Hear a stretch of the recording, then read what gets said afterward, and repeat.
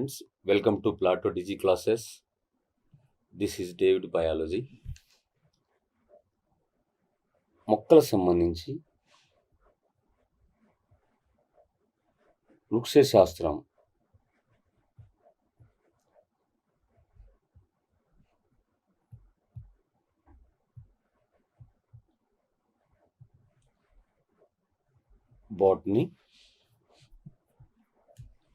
Botany అనేది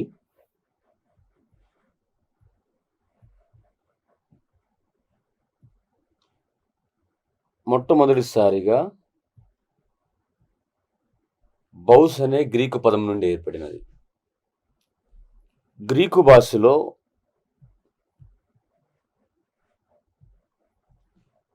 bows అంటే పశువులు అని అర్థం.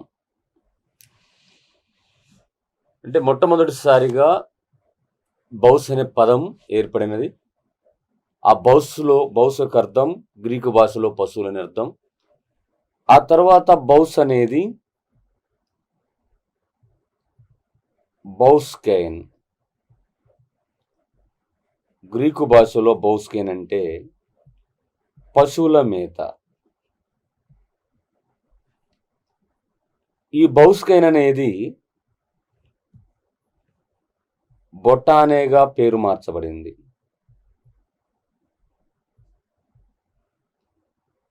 ఇలా చివర బొటానే చివర ఉన్న ఎన్ఈ వీటికి బదులుగా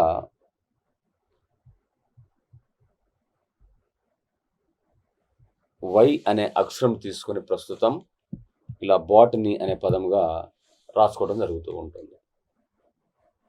అయితే ఈ వృక్షాల మీద మొక్కల మీద మొట్టమొదటిసారిగా ప్రయోగాలు జరిపిన శాస్త్రవేత్త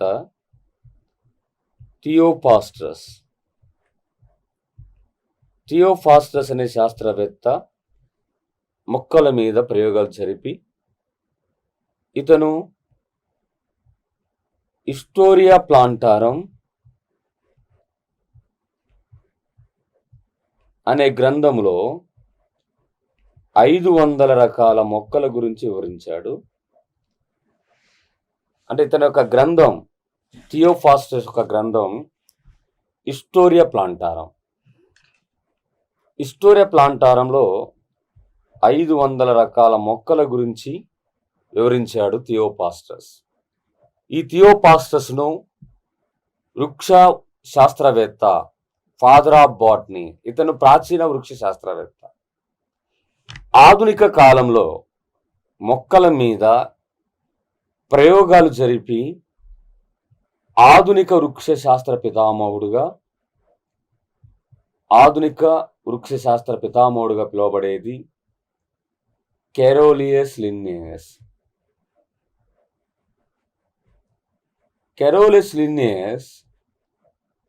ఆధునిక వృక్ష శాస్త్ర పితామహుడుగా పిలువబడతాడు. ఇతను మొక్కలను పుష్పించే మొక్కలు, పుష్పించని మొక్కలు, ఇలా 2 రకాలు ఉంటాయని వర్గీకరించిన శాస్త్రవేత్త కెరోలియస్ లిన్నేయస్. ఇలా మొక్కలు వర్గీకరించడం వలన ఇతనిని వృక్ష వర్గీకరణ శాస్త్ర పితామహుడు అని పిలుస్తారు. వృక్ష వర్గీకరణ శాస్త్ర పితామహుడు, father of plant taxonomy, Carolus Linnaeus.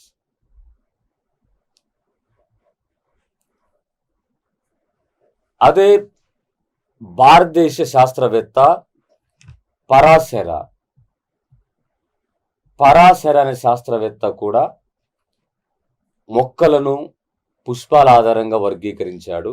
అతను భారతదేశ శాస్త్రవేత్త పరాశర. ఇతని యొక్క గ్రంథం వృక్ష ఆయుర్వేద గ్రంథం. పరాశర యొక్క గ్రంథం. ఈ పరాశర యొక్క ప్రత్యేకత, ఇతను కూడా లిన్నేయస్ మాదిరిగా వృక్షాలను పుష్పాల ఆధారంగా వర్గీకరించిన శాస్త్రవేత్త. ఇతను భారతదేశ శాస్త్రవేత్త. అదే పుష్పాల ఆధారంగా సింపుల్గా మొక్కలను వర్గీకరించిన శాస్త్రవేత్త, వృక్ష వర్గీకరణ శాస్త్రవేత్త లిన్నేయస్. అదే ఆధునిక శాస్త్రవేత్త కూడా, వృక్షశాస్త్రవేత్త కూడా కెరోలిస్ లిన్నేయస్. మరి ఈ లిన్నేయస్ యొక్క ఇతను రచించిన గ్రంథాలు సిస్టమా న్యాచురే, మరొక గ్రంథం స్పీసిస్ ప్లాంటారం, ఇలా 2 రకాల గ్రంథాలు రచించాడు. సిస్టమా న్యాచురే అనేది జంతువుల గురించి వివరించే గ్రంథం, స్పీసిస్ ప్లాంటారం మొక్కల గురించి వివరించే గ్రంథం. ఇలా 2 రకాల గ్రంథాలను లిన్నేయస్ అనే శాస్త్రవేత్త రచించడం జరిగింది. ఇతనికి సిద్ధాంతం కూడా ఉంది, దినామీకరణ సిద్ధాంతం. లిన్నేయస్ ఒక సిద్ధాంతం దినామీకరణ సిద్ధాంతం, బైనామికల్ నామినిక్లేచర్. ఈ దినామీకరణ సిద్ధాంతం ప్రకారం ప్రతి శాస్త్రీయ నామంలో 2 పదాలు ఉంటాయి. వాటిలో ఒకటి జాతి, మరొకటి ప్రజాతి. ఇలా శాస్త్రనామంలో 2 పదాలు ఉంటాయని తెలిపే సిద్ధాంతం దినామీకరణ సిద్ధాంతం. ఆ దినామీకరణ సిద్ధాంతాన్ని రచించిన శాస్త్రవేత్త కూడా కెరోలిస్ లిన్నేయస్. ఈ వృక్షాల మీద ఎంతమంది శాస్త్రవేత్తలు పరిశోధన జరుపుతున్నప్పటికీ ఒకే ప్రాంతంలో ఎక్కువ సంఖ్యలో వృక్షాలు, అంటే బొటానికల్ గార్డెన్. ఇటువంటి బొటానికల్ గార్డెన్ ప్రపంచంలో అతిపెద్ద బొటానికల్ గార్డెన్గా పిలువబడేది royal botanical garden. Royal botanical garden అనేది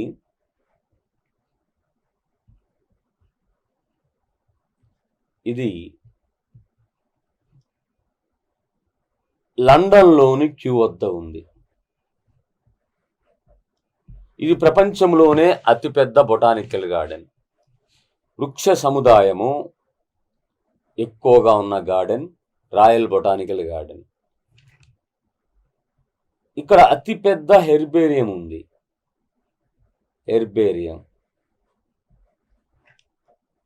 రాయల్ బొటానికల్ గార్డెన్లో అతిపెద్ద హెర్బేరియం. భారతదేశంలో అతిపెద్ద botanical garden national botanical garden.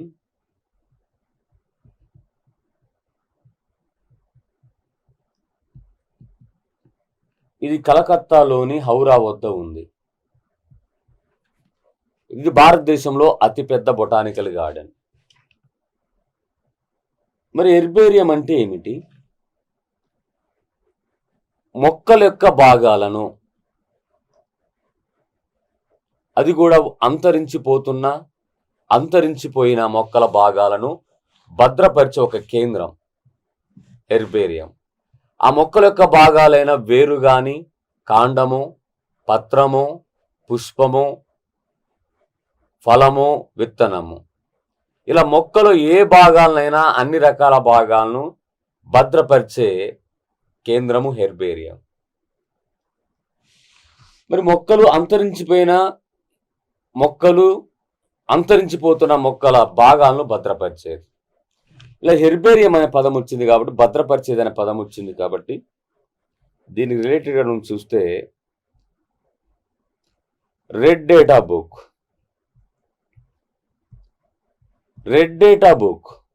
దీన్ని red book list. Red data book అనేది దీనిని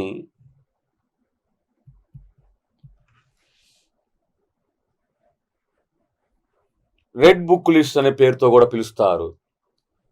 రెడ్ డేటా బుక్ ఇది చనిపోయిన మొక్కలు, జంతువుల యొక్క భాగాలను,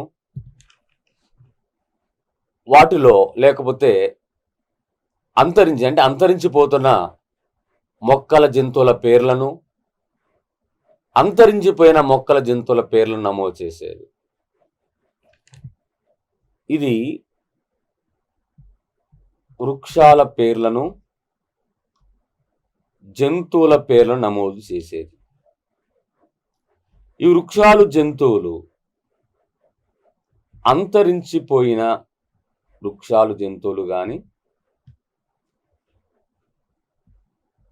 అంతరించిపోతున్న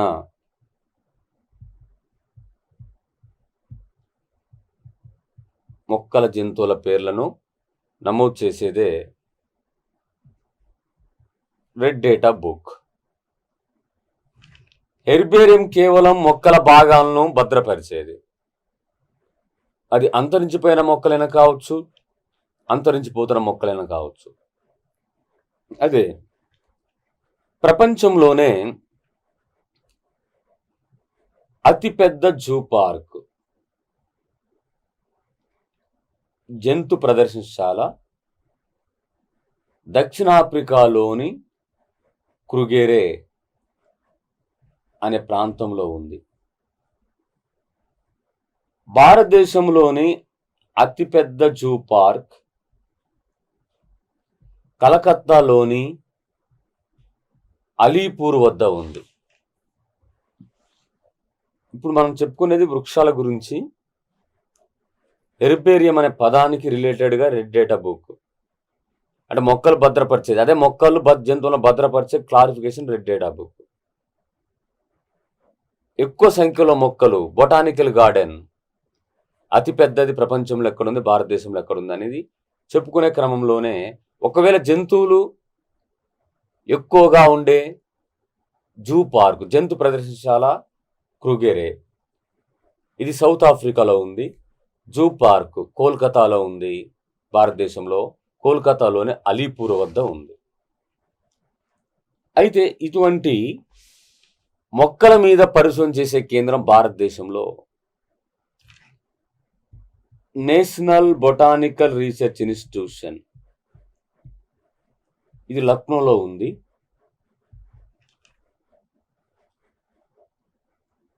అదేవిధంగా ఇండియన్ కౌన్సిల్, అదేవిధంగా దీంతో పాటు భారతీయ వ్యవసాయ పరిశోధన కేంద్రం, Indian council of agriculture research న్యూఢిల్లీలో ఉంది. మరి ఫారెస్ట్రీ రీసెర్చ్ సెంటర్ లేదా ఇన్స్టిట్యూట్ డెహ్రాడూన్లో ఉంది. అగ్రికల్చర్ రీసెర్చ్ న్యూఢిల్లీలో ఉంది.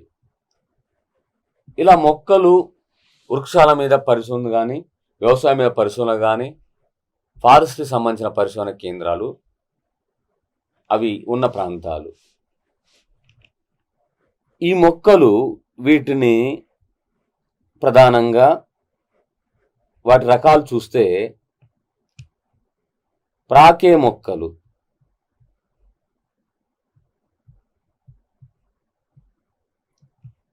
కొన్ని మొక్కలు బలహీనంగా ఉండటం వలన ప్రాకుతూ పెరుగుతూ ఉంటాయి. ఈ క్రీపింగ్ ప్లాంట్స్ అనేవి వాటికి కాండం బలహీనంగా ఉంటుంది. బలహీనంగా ఉండటం వల్ల భూమి మీద ప్రాకుతూ పెరుగుతూ ఉంటాయి. ఆ మొక్కలు ప్రాకే మొక్కలు. ఎగ్జాంపుల్ సొరతీగలు కానీ, దోసతీగలు కానీ, అదేవిధంగా పుచ్చకాయలు కానీ, గుమ్మడి కానీ, బీర కానీ, కాకెర కానీ, ఇవన్నీ వీటి యొక్క కాండం బలహీనంగా ఉండటం వల్ల ఇవి ప్రాకే మొక్కలు. మొక్కల్లో కొన్ని హెర్బ్స్,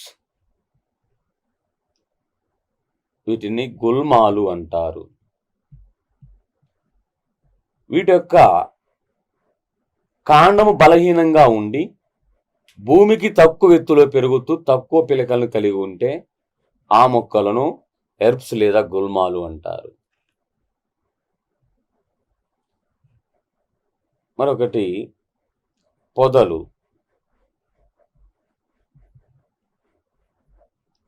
బుషెస్.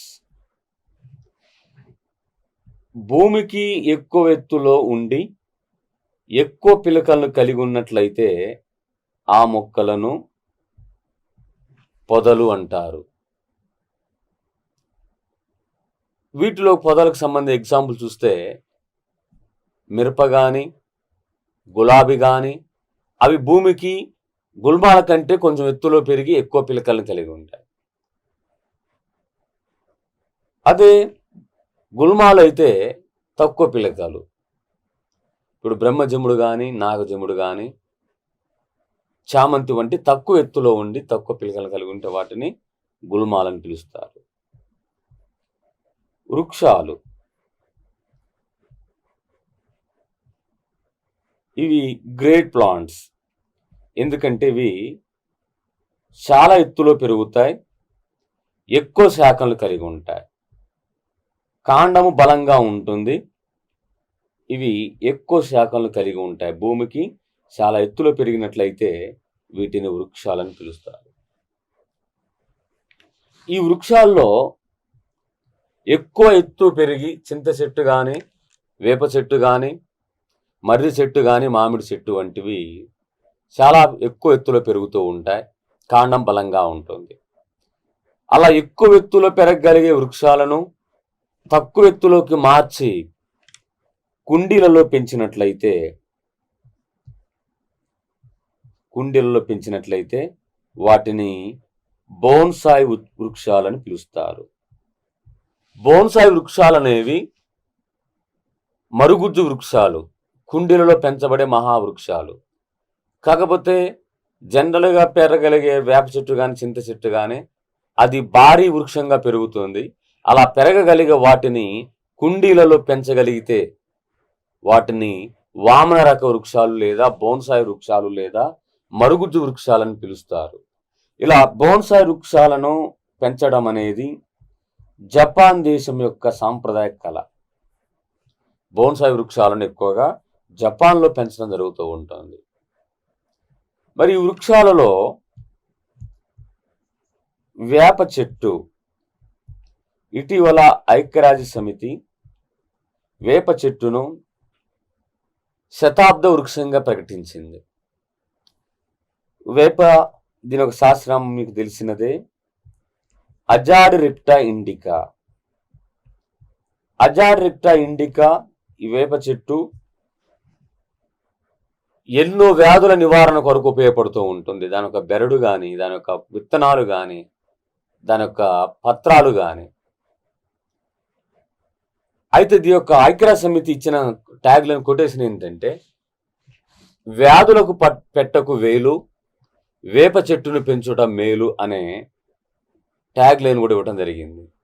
వేప చెట్టును శతాబ్ద వృక్షంగా ప్రకటించి వ్యాధులకు ఖర్చు పెట్టకు వేలు, వేప చెట్టును పెంచుట మేలు అనే ట్యాగ్లైన్ ఇచ్చింది ఐక్యరాజ్య సమితి. ఇలా ఈ మొక్కలు ఇవి పుష్పించే ఆధారంగా ఇవి ప్రధానంగా 2 రకాలు.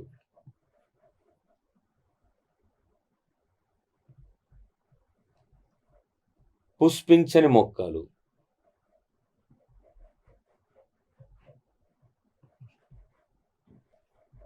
పుష్పించే మొక్కలు.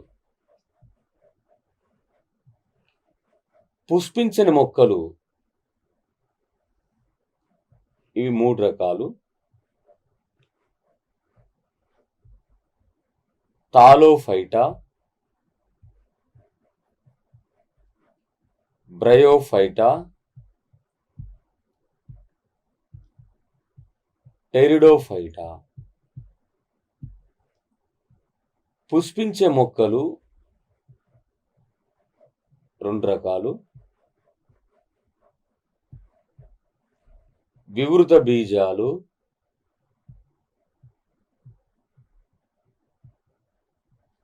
ఆవృత బీజాలు. ఆవృత బీజాలు 2 రకాలు.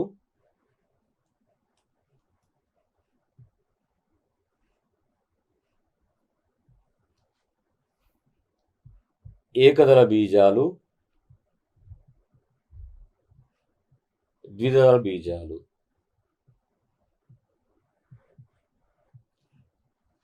ఇలా మొక్కల వర్గీకరణ వాటిని పుష్పాల ఆధారంగా వర్గీకరించిన శాస్త్రవేత్త లిన్నేస్ అనే శాస్త్రవేత్త. పుష్పించని మొక్కలుంటాయి, పుష్పించే మొక్కలుంటాయని వర్గీకరించాడు.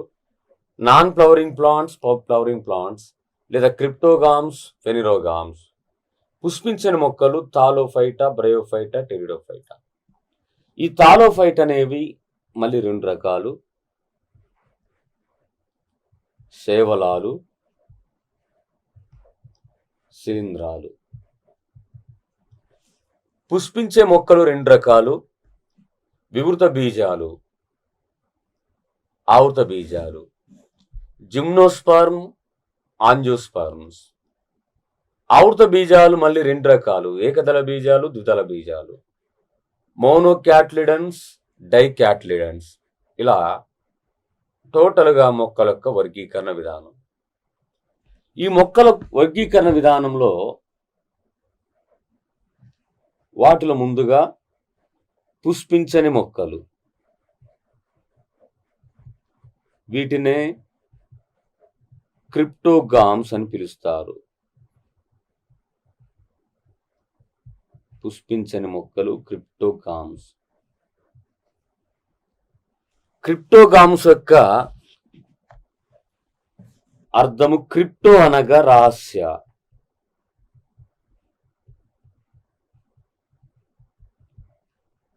గామి అనగా సంగమం, హిడెన్ మ్యారేజ్. అంటే పుష్పించని మొక్కలలో అవి ప్రత్యుత్పత్తి విధానంలో కొత్త మొక్కలు ఉత్పత్తి చేసే విధానం తెలియదు.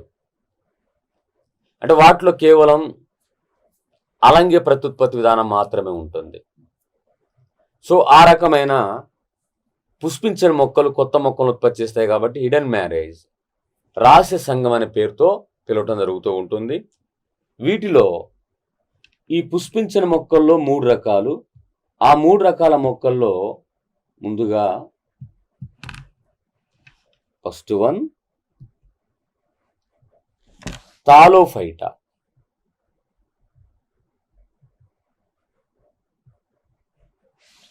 మూడు రకాలు ఉంటే వాటిలో థాలోఫైటా, బ్రయోఫైటా, టెరిడోఫైటా.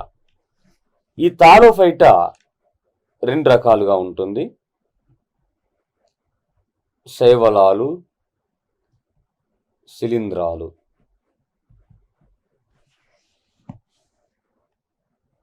ఈ థాలోఫైట్ అనేది ఎండ్లిక్కర్ అనే శాస్త్రవేత్త చేత ప్రతిపాదించబడింది. ఈ థాలోఫైట్ అనే పదం థాలస్ నుండి ఏర్పడినది. థాలస్ అంటే అర్థం ఏమిటి? థాలస్ అంటే దాని యొక్క అర్థము ఇక్కడ ఇమేజ్ ద్వారానే మనం గమనించవచ్చు. ఇది మొక్క,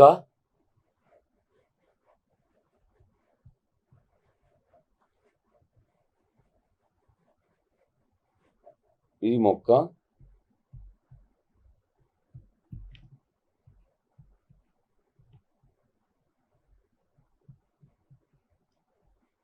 రెండు మొక్కలే. కాకపోతే ఈ మొక్కలో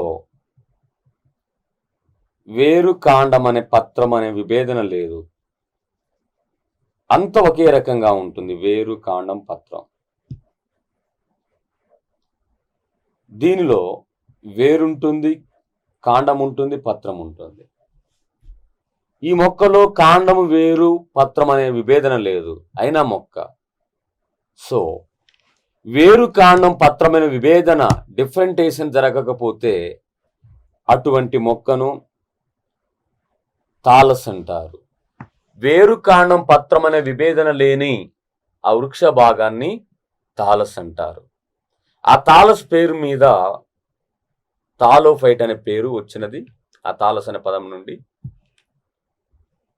ఇటువంటి థాలోఫైట మొక్కలు 2 రకాలు: శైవలాలు, శిలీంధ్రాలు. వీటిలో ముందుగా శైవలాలు, వీటినే ఆల్గే అనే పేరుతో పిలుస్తారు. శైవలాల గురించిన అధ్యయనాన్ని పైకాలజీ అని పిలుస్తారు. శైవలాలు అనేవి స్వయం పోషకాలు, అంటే స్వయంగా కిరణజన్య సంయోగక్రియ జరిపే మొక్కలు ఇవి. సో శైవలాలు అనే మొక్కలు కిరణజన్య సంయోగక్రియ జరుపుతాయి. మొత్తం మీద కిరణజన్య సంయోగక్రియ జరిపే వాటిలో మొక్కల్లో ఎక్కువగా కిరణజన్య సంయోగక్రియ జరపగలిగేవి శైవలాలు. వీటి గురించిన అధ్యయనము పైకాలజీ. ఇవి సముద్రంలోనూ తడి ప్రాంతంలోనూ కూడా పెరుగుతూ ఉంటాయి శైవలాలు. ఈ శైవలాలపై మొట్టమొదటిసారిగా ప్రయోగాలు జరిపి శైవల శాస్త్ర పితామహుడుగా పిలువబడేది లిన్నేయస్. భారతదేశ శైవల శాస్త్ర పితామహుడుగా పిలువబడేది MOP Iyengar.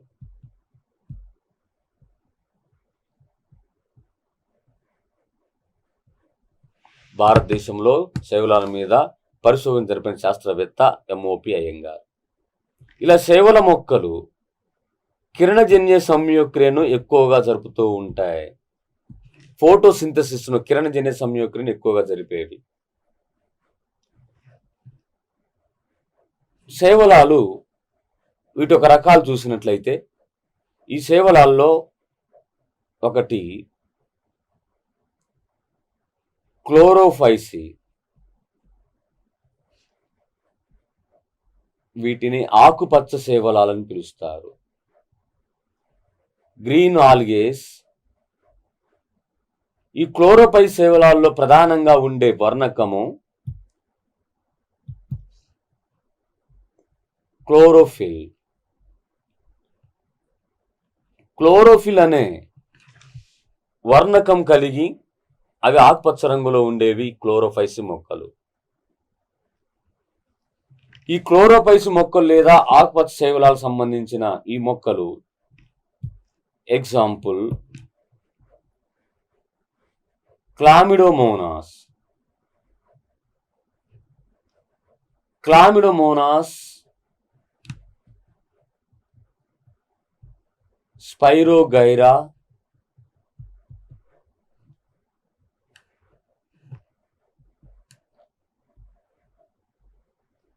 Ulothrix,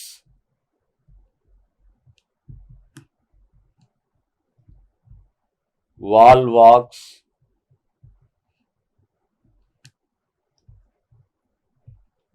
chlorella.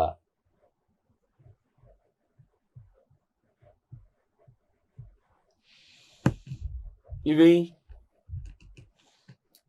Chlorophyceae విభాగానికి చెందిన శైవలాలు. క్లోరోఫిల్ అనే వర్ణకాన్ని కలిగి ఆకుపచ్చ రంగు కారణమవుతాయి. మరి వీటి యొక్క ప్రత్యేకతలు చూస్తే క్లామిడోమోనాస్ అనేది ఏకకణిత శైవలము. స్పైరోగైరా, యూలోథ్రిక్స్ అనే శైవలాలు సర్పిలాకారం నుండే శైవలాలు. వాల్వాక్స్ ఇది గుంపులుగా జీవిస్తూ ఉంటుంది. గుంపులుగా జీవించే సహానివేశ జీవులు వాల్వాక్స్. క్లోరెల్ యొక్క ప్రత్యేకత చూస్తే ఈ క్లోరెల్ అనే మొక్కలను వ్యోమగాములు అంతరిక్షంలోకి ఆక్సిజన్ మరియు ఆహారం కొరకు తీసుకెళ్ళటం జరుగుతూ ఉంటుంది. అంతరిక్షంలోకి ఆహారం కొరకు, ఆక్సిజన్ కొరకు తీసుకొని పోయే మొక్కలు క్లోరెల్లా మొక్కలు. ఆక్సిజన్ కొరకు, ఆహారం కొరకు ఈ మొక్కలను తీసుకోవడం జరుగుతుంది. ఇవన్నీ క్లోరోఫైసి వర్గానికి చెందినవి. సెకండ్ వన్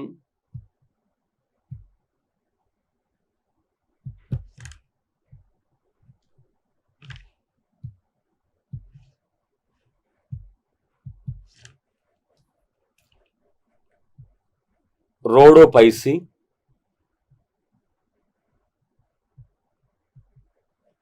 వీటిని ఎరుపు వర్ణ శైవలాలు అంటారు.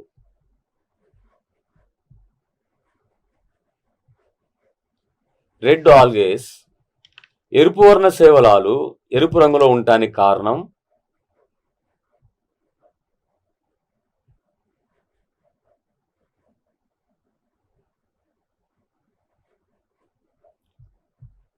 పైకో ఎరిత్రిన్. పైకో ఎరిత్రిన్ అనే ఒక వర్ణకం ఉండటం వలన ఆ శైవలాలకంతా కూడా ఎరుపు రంగు ఏర్పడుతుంది. ఇలా ఎరుపు రంగు కలిగిన శైవలాల్లో జిలాడియం గ్రాసులేరియా,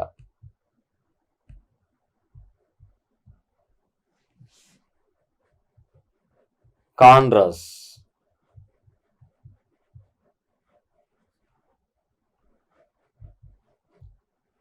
ట్రైకోడెస్మియం,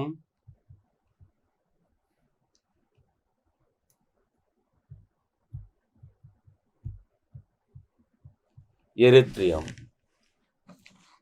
ఈ ఎరుపు వర్ణ శైవలాలు. ఎరుపు వర్ణ శైవలాల్లో జిలాడియం గ్రాసులేరియా నుండి అగార్ అగార్ లభిస్తూ ఉంటుంది. అగార్ అగారును జున్నుగడ్డి అని కూడా పిలుస్తారు. ఈ అగార్ అగారును ఐస్ క్రీమ్ తయారీలోను మరియు కణజాల వర్ధనం తయారీలోను ఉపయోగించడం జరుగుతూ ఉంటుంది. ఈ అగార్ అగార్ అనేది రోడోపైసి వర్గానికి చెందిన జిలాడియం గ్రాసులేరియా అనే మొక్కల నుండి లభిస్తూ ఉంటుంది. కాండ్రస్ మొక్కల నుండి లభించే కారాగ్రీనును దీన్ని పాలను చిక్కగా మార్చడం కోసం, రక్తాన్ని స్కందనం చెందించడం కోసం ఉపయోగించడం జరుగుతుంది. కాండ్రస్ నుండి లభించే కారాగ్రీనును. ఇక ట్రైకోడెస్మియం ఈ ఎరుపర్ణ శైవలము సముద్రములో దగ్గరగా ఎక్కువగా వ్యాపించి ఉన్న ట్రైకోడెస్మియం ఆ ప్రాంతం, ఆ సముద్రం అంతా కూడా నీళ్లు కూడా ఎరుపు రంగులో కనిపిస్తున్నవి. అలా సముద్రము ఎరుపు రంగులో ఉండి ఎర్ర సముద్రం అని పేరు రావడానికి కారణమైనది ట్రైకోడెస్మియం. ట్రైకోడెస్మియం అనేది ఎర్ర సముద్రం, రెడ్ సీ అనే పేరు రావడానికి కారణమైన శైవలం. ఇది రోడోపైసి వర్గానికి చెందినది. దీంట్లో పైకో ఎరిత్రియం అనే ఒక వర్ణకం ఉంటుంది. థర్డ్ వన్ శైవలాల రకాలలో బ్రాసిలారియోఫైసి.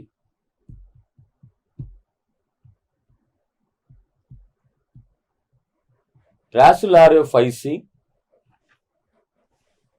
ఇది కూడా ఆకుపచ్చ రంగులో ఉండే శైవలాలు కలిగి ఉంటుంది. Example diatoms. డయాటమ్స్ అనే శైవలాలు సముద్రంపై ఆకుపచ్చ రంగులో ఉండి పచ్చగడ్డి పరిచినట్లుగా ఉండుట వలన డయాటమ్స్ను సముద్రంపై తేలియాడే పచ్చిక బయలు అని పిలుస్తారు. సముద్రంపై తేలియే పచ్చిక బయలు డయాటమ్స్. ఈ డయాటమ్స్ను నూనె వంటి ద్రవాలను వడబోయటానికి ఉపయోగిస్తారు. ఎందుకంటే ఇవి సిలికాన్ డయాక్సైడ్ కలిగి ఉంటే వీటి ఒక కణకవచం. ఇదే డయాటమ్స్ను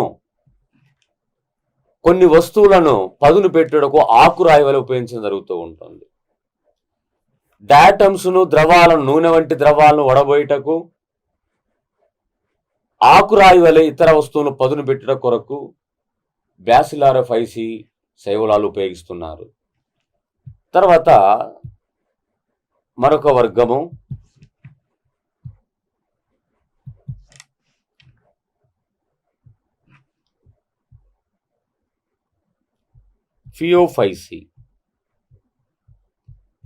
ఫియోఫైసి లేదా గోధుమ వర్ణ శైవలాలు. ఫియోఫైసి లేదా గోధుమ వర్ణ శైవలాలు, వీటిని కెల్ప్ శైవలాలను కూడా పిలుస్తారు. ఈ కెల్ప్ శైవలాలలో ఫైకోజాంతిన్ అనే వర్ణకం ఉండటం వలన ఆ శైవలాలన్నీ కూడా గోధుమ వర్ణాన్ని కలిగి ఉంటాయి. శైవలాలన్నింటిలోనే ఈ ఫియోఫైసి లేదా గోధుమ వర్ణ శైవలాలు అతిపెద్ద శైవలాలు.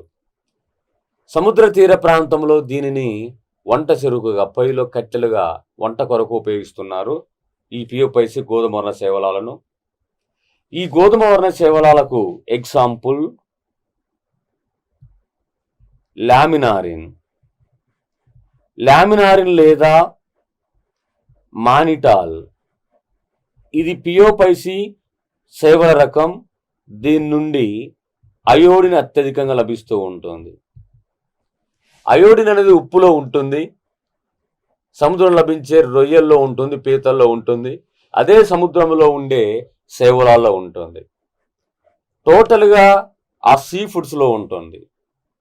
అటువంటి సముద్రాల నుండి లభించే ఆ అయోడిన్ కెల్ఫ్ లేదా లామినారిన్ అనే శైవలాల్లో అత్యధికంగా ఉంటుంది.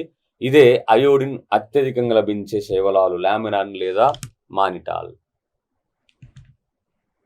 మరొకటి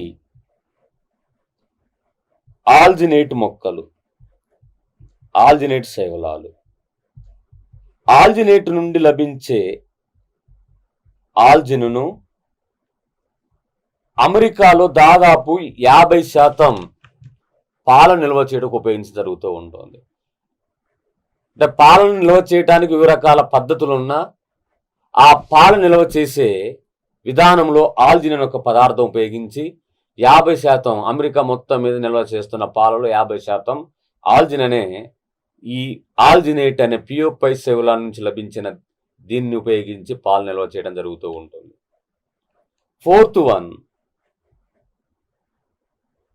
ఫిఫ్త్ వన్ సైనోఫైసి. సైనోఫైసి లేదా నీలి ఆకుపచ్చ శైవలాలు.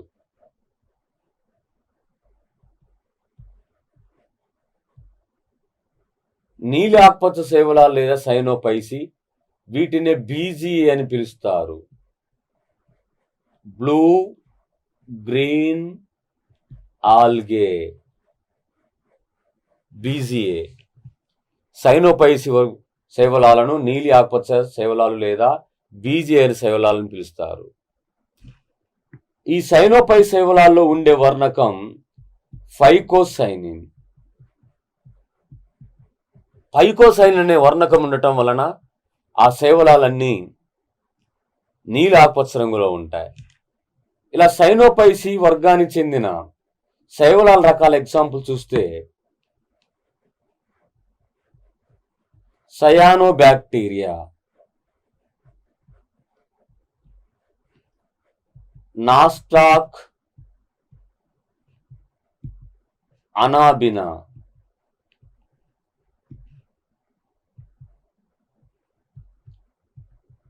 స్పైరులినా.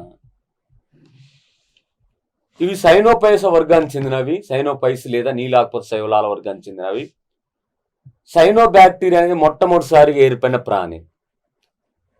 కొన్ని సందర్భాల్లో నీలి ఆకుపచ్చ శైవలం కూడా పిలుస్తారు మొట్టమొదటిసారిగా ఏర్పడిన ప్రాణి. అంటే నీలి ఆకుపచ్చ శైవలం ఒక వర్గం. ఆ వర్గానికి చెందిన సైనోబ్యాక్టీరియా మొట్టమొదటిసారిగా ఏర్పడిన ప్రాణి. బయటకు ఇది శైవలమైన లోపల బ్యాక్టీరియా యొక్క నిర్మాణాన్ని కలిగి ఉంటుంది. సో దీన్ని సైనోబ్యాక్టీరియా అని పిలుస్తున్నారు. నాస్టాక్ అనాబినా, వీటిని జీవ ఎరువులుగా ఉపయోగిస్తారు. స్పైరులినా, ఇది ప్రోటీన్ అత్యధికంగా లభించే శైవలం. దీనిలో 60 నుండి 70% ప్రోటీన్స్ ఉంటాయి. గతంలో దీనిని ఆహారం కొరకు ఉపయోగించారు. ప్రస్తుతం మెడిసిన్ తయారులో, టాబ్లెట్స్ తయారులో ఉపయోగించడం జరుగుతూ ఉంటుంది.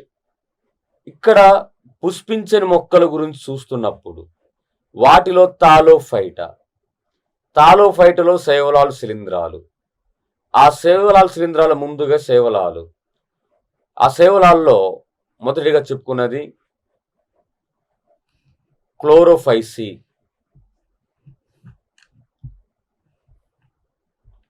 Second one rhodophyceae, third one bacillariophyceae, fourth one phaeophyceae, fifth one cyanophyceae. ఇలా శైవలాలు 5 రకాలుగా ఉన్నాయి. నెక్స్ట్ వన్ దాంట్లో శిలీంధ్రాలు, ఫంగై. వీటిని వాడుక భాషలో బూజు అని కూడా పిలుస్తారు. చిన్న ఎగ్జాంపుల్ చూస్తే రొట్టె బూజు పట్టింది, పచ్చళ్ళు బూజు పట్టడం, వేరుశెనగ గింజలు బూజు పట్టడం. అలా బూజు అనే సాధారణ భాషలో కూడా పిలుస్తారు. ఆ బూజు అనే శిలీంధ్రం. ఈ శిలీంధ్రాల గురించిన అధ్యయనాన్ని మైకాలజీ అని పిలుస్తారు. ఈ శిలీంధ్రాలన్నీ ఆహారాన్ని స్వయంగా తయారు చేసుకోలేవు. ఇవి పరపోషకాలు. ఆహారాన్ని తయారు చేసుకోకపోవటం వల్ల వీటిని పరపోషకాలు లేదా హెటిరోట్రాప్స్ అనే పేరుతో పిలుస్తారు. శైవలాలు అనేవి స్వయంగా ఆహారం తయారు చేసుకుంటాయి. స్వయం పోషకాలు లేదా ఆటోట్రాప్స్ అని. ఏ జీవులైతే ఆహారం తయారు చేసుకోలేవు వాటిని పరపోషకాలు లేదా హెటిరోట్రాప్స్ అని పిలుస్తారు. ఇది ఇతర జీవుల మీద పరాణ జీవనం గడుపుతూ ఉంటాయి. అయితే ఈ శిలీంధ్రాలు ఆహారాన్ని చనిపోయిన మొక్కలు జంతువుల నుండి ద్రవ రూపంలో పొందుతాయి. అలా చనిపోయిన మొక్కలు జంతువుల నుండి ఆహారాన్ని ద్రవ రూపంలో పొందితే ఆ రకమైన ఆహార విధానాన్ని పూతికాహార పోషణ అంటారు. పూతికాహార పోషణ. కాబట్టి వీటిని సాప్రోఫైట్స్ అని కూడా పిలుస్తారు. ఆహారాన్ని ద్రవ రూపంలో మార్చి తీసుకుంటాయి కాబట్టి ఈ శిలీంధ్రాలు సాప్రోఫైట్స్. ఎక్కడైతే మొక్కలు జంతువులు భూమి మీద చనిపోయి ఉన్నట్లయితే ఆ ప్రాంతంలో వాటిని తిని ఆ ప్రాంతాన్ని శుభ్రం చేయటం వలన వీటిని భూమిని శుభ్రపరిచే త్రోటీలు లేదా ఎర్త్ స్కావెంజర్స్ అని పిలుస్తారు. భూమిని శుభ్రపరిచే త్రోటీలు లేదా ఎర్త్ స్కావెంజర్స్ అనే పేరుతో పిలువబడుతూ ఉంటుంది. ఈ శిలీంధ్రాలు వీటిపై ప్రయోగాలు చేసి శిలీంధ్ర శాస్త్ర పితామహుడుగా పిలువబడేది మైకేల్ డిబారీ. మైకేల్ డిబారీ అనే శాస్త్రవేత్తను ఫాదర్ ఆఫ్ ఫంగై, శిలీంధ్ర శాస్త్ర పితామహుడు. ఈజే బట్లర్ అనే శాస్త్రవేత్త భారతదేశ శిలీంధ్ర శాస్త్ర పితామహుడు. E J Butler. ఈ శిలీంధ్రాలు వీటి యొక్క ఎగ్జాంపుల్ చూస్తే ఈస్ట్ అనే శిలీంధ్రం. ఎన్నో సందర్భాల్లో ఈస్ట్ కణం అనే పదాన్ని వాడుతూ ఉంటాం. దీన్ని ఇలా కూడా రాయొచ్చు, ఈస్ట్. మరొకటి రైజోపస్ అనే శిలీంధ్రం. ఆల్బుగో అనేది శిలీంధ్రం. ఆస్పర్ జిల్లస్,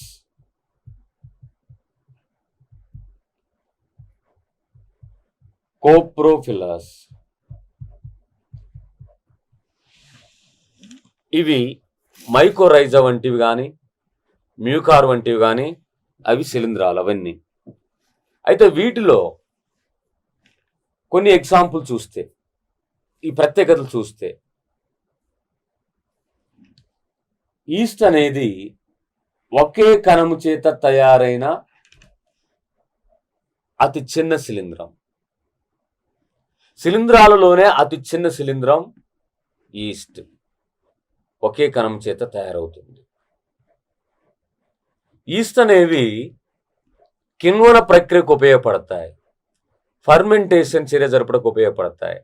ఆహార పదార్థాలను మైదా పిండి కానీ, ఇడ్లీ పిండి కానీ, దోశ పిండి కానీ పులియబెట్టుటకు ఉపయోగపడుతూ ఉంటుంది ఈస్ట్ అనేది. అయితే ఈస్ట్ అనేది చక్కెర ద్రావణాల్లో పెరుగుతూ ఉంటుంది. ఇట్స్ మీన్ గ్లూకోజ్ ఉన్న పదార్థాలు, చక్కెర ద్రావణాలు అంటే గ్లూకోజ్ ఉన్న పదార్థాల్లో పెరుగుతూ కిణ్వన ప్రక్రియకు ఉపయోగపడుతుంది. రైజోపస్, దీనిని బ్రెడ్ మోల్డ్ అని కూడా పిలుస్తారు. రైజోపస్ లేదా బ్రెడ్ మోల్డ్ ఇది బ్రెడ్ పై బూడిద రంగులో దారాల మాదిరిగా పెరగటానికి కారణమవుతూ ఉంటుంది, పెరుగుతూ ఉంటుంది. Rhizopus, bread mould. ఆల్బుగో ఆవాల పత్రాలపై పెరుగుతూ ఆవాల పత్రాలపై తెలుపు రంగు అనే వ్యాధికి కారణమవుతూ ఉంటుంది. మరొకటి ఆస్పర్జిల్లస్. ఆస్పర్జిల్లస్ అనేది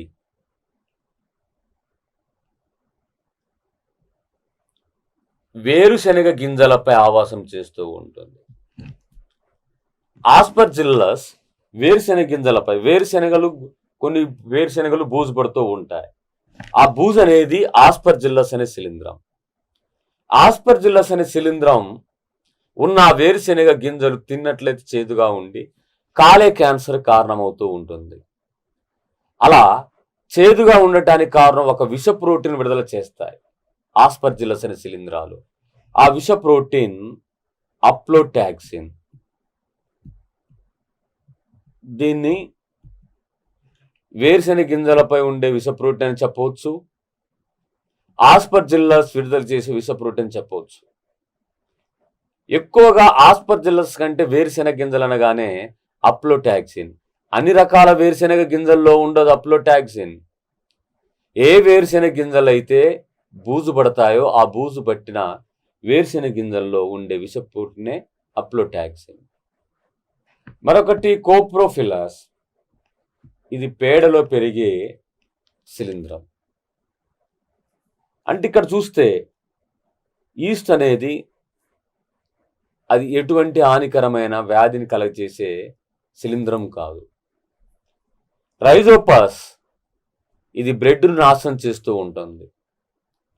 ఆల్బుగో ఆవాలకు వ్యాధిని కలగజేస్తూ ఉంటుంది. ఆస్పర్జిల్లస్ వేరుశెనగ గింజలు చేదుగా మారటానికి కారణమవుతుంది. కోప్రోఫిలస్ ఇది వ్యాధులు కలగచేయకుండా పేడలో మాత్రం ఉండే ఒక శిలీంధ్రం. ఇలా శిలీంధ్రాలు, వాటిలో ఉపయోగకరమైన శిలీంధ్రాలు ఉన్నాయి, హానికరమైన శిలీంధ్రాలు ఉన్నాయి. అయితే ఈ శిలీంధ్రాలు శైవలాల చేత సహజనం చేయబడుతూ ఉంటాయి. శైవలాలు శిలీంధ్రాల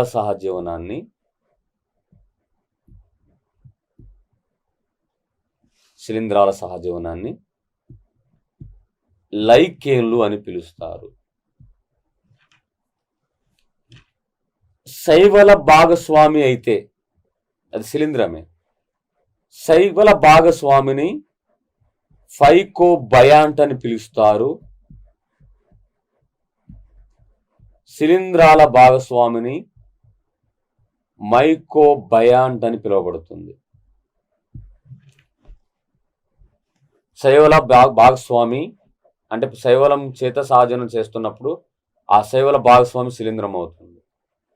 ఆ శిలీంధ్రం అప్పుడు శైవలానికి పైకోబయాంట్. అదే శిలీంధ్రం చేస్తా శైవలాలు సహజనం చేస్తే అప్పుడు ఆ శైవలం మైకోబయాంట్ అవుతుంది. శైవలాలు శిలీంధ్రాల సహజీవనాన్ని సింబయాసిస్ను లైకేన్లని పిలుస్తారు.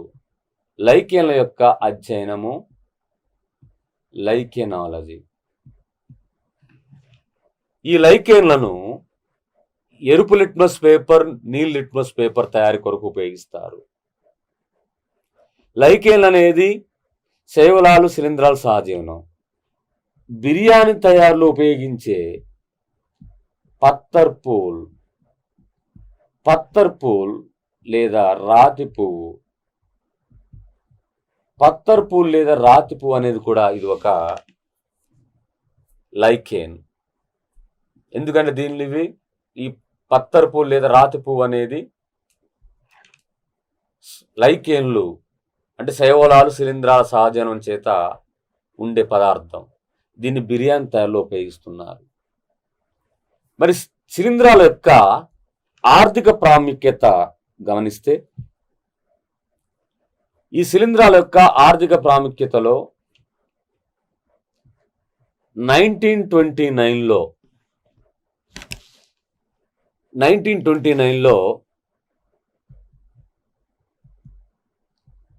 అలెగ్జాండర్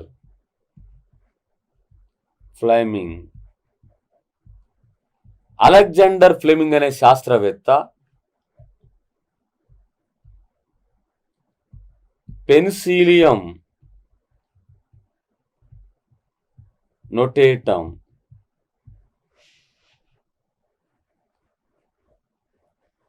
పెన్సిలియం నొటేటం అనే శిలీంధ్రము నుండి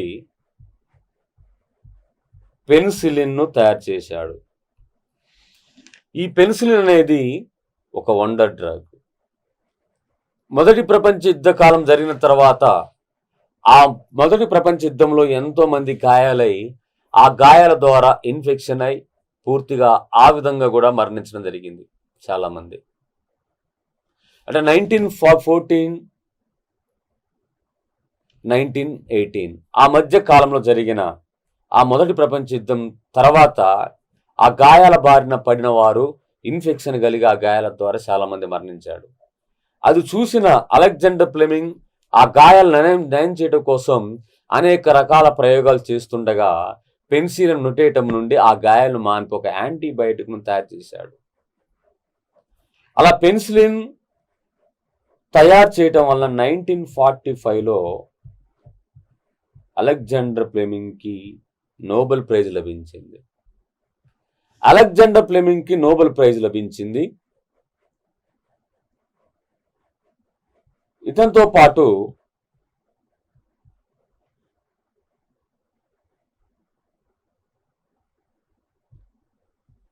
Ernest B chain,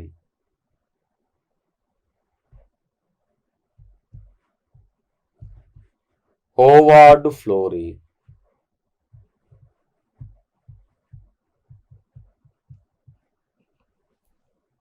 Ernest B Chain, Howard Florey అనే ఇద్దరు శాస్త్రవేత్తలకు కూడా అలెగ్జాండర్ ఫ్లెమింగ్తో పాటు ఇద్దరు శాస్త్రవేత్తలు నోబెల్ ప్రైజ్ లభించినది.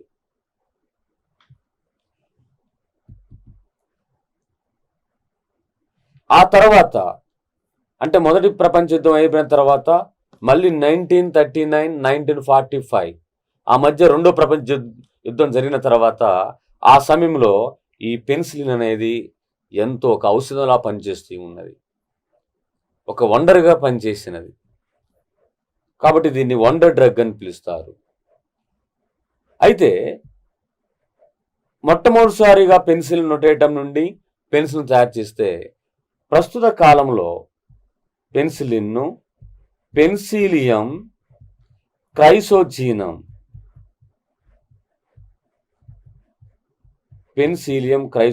నుండి తయారు చేస్తున్నారు. పెన్సిలియం క్రైసోజీనం నుండి ప్రస్తుతం పెన్సిలిన్ తయారు చేస్తున్నారు. ఈ పెన్సిలిన్ తయారు చే సంస్థ మహారాష్ట్రలోని పింప్రి వద్ద ఉంది, పింప్రి జిల్లాలో ఉంది. పెన్సిలిన్ తయారు చేసే సంస్థ మహారాష్ట్రలోని పింప్రి వద్ద ఉంది. ఇలా ఆర్థిక ప్రాముఖ్యత కలిగిన శిలీంధ్రాల్లో షాకర్ మైసిస్ సెర్విసియే,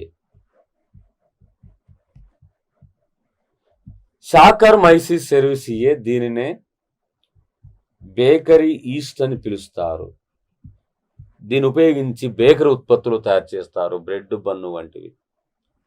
బేకరీ ఈస్ట్గా పిలువబడే శిలీంధ్రం షాకర్ మైసిస్ సెర్విసియే. మరొకటి పెన్సిలియం కింబర్టిన్ అనే శిలీంధ్రమును, పెన్సిలియం రాకీఫోర్టై అనే శిలీంధ్రమును, ఈ రెండు రకాల శిలీంధ్రాలను ఉపయోగించి జున్ను తయారు చేస్తున్నారు. జున్ను తయారుకు ఉపయోగపడే శిలీంధ్రాలు penicillium camemberti, penicillium roqueforti. Candida utilis లేదా టోరులా ఈస్ట్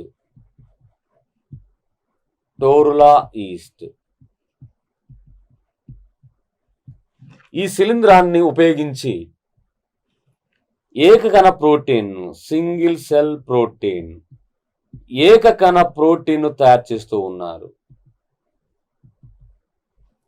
ఏకకణ ప్రోటీన్ అంటే మొక్కల్లో ప్రోటీన్ సామర్థ్యం పెంచడం కోసం ఏకకణ ప్రోటీన్, సింగిల్ సెల్ ప్రోటీన్ తయారు చేయడం కొరకు కాండిడా, యుటాలిస్ లేదా టోరులా ఈస్ట్ అనే శిలీంధ్రాలను ఉపయోగిస్తున్నారు. అదే పెన్సిలం, కింబర్టిన్ పెన్సిలం, రాకీ ఫోర్టే ఉపయోగించి జున్నును తయారు చేస్తున్నారు. శాకర్ మైసిస్ సెర్విసి అనే శిలీంధ్రం ఉపయోగించి బేకరీలో బన్ను మరియు జున్నును తయారు చేయడం జరుగుతూ ఉంటుంది. దాంతోపాటు బ్రెడ్ను కూడా తయారు చేయడం జరుగుతూ ఉంటుంది. అయితే శిలీంధ్రాల అన్నింటిలో అతిపెద్ద శిలీంధ్రాలుగా పిలువబడేవి పుట్టగొడుగులు. పుట్టగొడుగులు లేదా మష్రూమ్స్.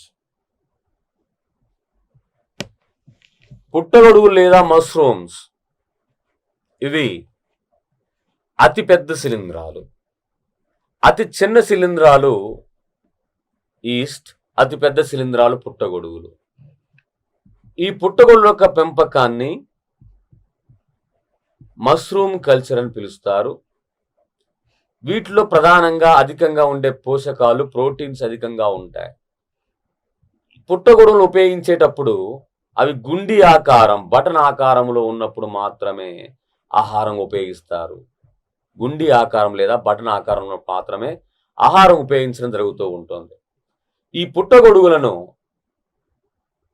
వాటి యొక్క కొత్త పుట్టగొడుగుల ఉత్పత్తి కొరకు ఉపయోగించే ఈ పుట్టగొడుగుల రకాలను, వాటి యొక్క విత్తనాలకు ఉపయోగించే భాగాలను స్పాన్ అనే పేరుతో పిలుస్తారు. స్పాన్ అనే పేరు ఇంకా 2 సందర్భాల్లో ఉపయోగిస్తారు. చిన్న చిన్న చేప పిల్లలను నీటిలో పెంచడం కొరకు ఉపయోగించబడే ఆ చేప పిల్లలను స్పాన్ అని, ఆడకప్ప విడుదల చేసిన అండాల సమూహాన్ని స్పాన్ అని, పుట్టగొడుగు యొక్క ఆ విత్తనాలు కొత్త పుట్టగొడుగుల ఉత్పత్తికి ఉపయోగిస్తున్న పుట్టగొడుగు భాగాన్ని స్పాన్ అని ఉపయోగిస్తున్నారు. స్పాన్ అని పలకడం జరుగుతూ ఉంటుంది. ఈ పుట్టగొడుగులలో ఆహారంగా ఉపయోగించే పుట్టగొడుగు అగారికస్. దీన్ని ఆహారంగా ఉపయోగిస్తారు. ఈ పుట్టగొడుగుల్లో అమానీట్ అనే పుట్టగొడుగు అత్యంత విషపూరితమైనది. అత్యంత విషపూరితమైన పుట్టగొడుగు అమానీట. ఆహారం కొరకు ఉపయోగిస్తున్న పుట్టగొడుగు అగారికస్. ఇలా మనము శైవలాలు, శిలీంధ్రాలు అంటే థాలోఫైటా గురించి చెప్తున్నప్పుడు అది ఒక పుష్పించని మొక్క. ఆ పుష్పించని మొక్క 3 రకాలు: థాలోఫైటా, బ్రయోఫైటా, టెరిడోఫైటా. థాలోఫైటా గురించి చెప్తున్నప్పుడు శైవలాలు, శిలీంధ్రాలు. ఇలా పుష్పించని మొక్కల గురించి చెప్తున్నాం. ఈ పుష్పించని మొక్కల్లో మరొక రకము బ్రయోఫైటా.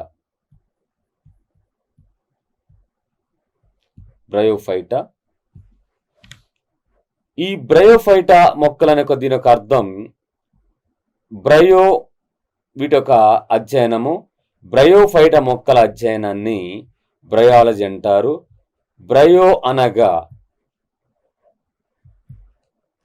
నాచు, ఫైట్స్ అనగా మొక్కలు. బ్రయోఫైటా మొక్కల యొక్క అర్థము నాచు మొక్కలని అర్థం. ఈ మొక్కలు నీటిలో నివసిస్తాయి, భూమిపై నివసిస్తాయి. వీటిని ఆదిమ మొక్కలను కూడా పిలుస్తారు. ఇటువంటి బ్రయోఫైటా మొక్కలు వీటిని వృక్షరాజ్యపు ఉభయచరాలుగా పిలుస్తారు. వృక్షరాజ్యపు ఉభయచరాలుగా పిలువబడేవి బ్రయోఫైటా మొక్కలు. ఎందుకంటే ఈ బ్రయోఫైటా మొక్కలే నీటిలో పెరుగుతాయి, భూమి మీద పెరుగుతూ ఉండటం వల్ల వీటిని వృక్షరాజ్యపు ఉభయచరాలుగా పిలుస్తున్నారు. బ్రయోఫైటా మొక్కల్లో వేర్ల వంటి నిర్మాణాలు ఉంటాయి, కానీ అవి నిజమైన వేర్లు కావు. అలా వేర్ల వంటి నిర్మాణాలను రైజాయిడ్స్ అనే పేరుతో పిలవచ్చు, లేదా మూలతంతువులు అనే పేరుతో కూడా పిలవచ్చు. మూలతంతువులు లేదా రైజాయిడ్స్ వంటి నిర్మాణాలు ఏ మొక్కల్లో ఉంటాయి? వృక్షరాజ్యపు మొక్కలు, వృక్షరాజ్యపు ఉభయచరాలను పిలువబడే బ్రయోఫైటా మొక్కల్లో ఉంటాయి. ఈ బ్రయోఫైటా మొక్కల్లోనే మొట్టమొదటిసారిగా పిండం ఏర్పడింది. అంటే విత్తనాలు లాగా పనిచేసేది. అంటే దీనిలో పరాగరేణులు, పుష్పించని మొక్కల్లో పుష్పాలు ఉండవు, కేసరావళి, స్త్రీబీజ కోశాలు అనే ప్రత్యుత్పత్తి అవయవాలు ఉండవు.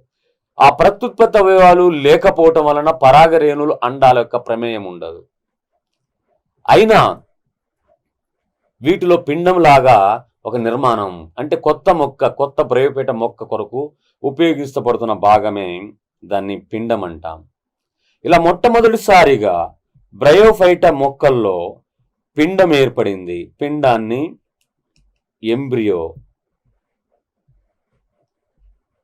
ఎంబ్రియో అని పిలుచుట వలన వీటిని ఎంబ్రియోఫైట్స్ అంటారు. మొట్టమొదటి ఎంబ్రియోఫైట్స్ మొక్కలు బ్రయోఫైటా మొక్కలు. వీటిని ఆదిమ నేల మొక్కలని కూడా పిలుస్తారు.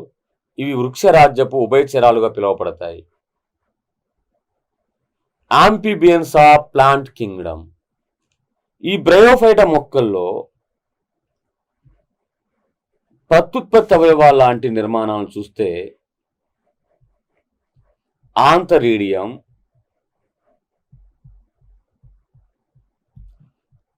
ఆర్కిగోనియంలు ఉంటాయి.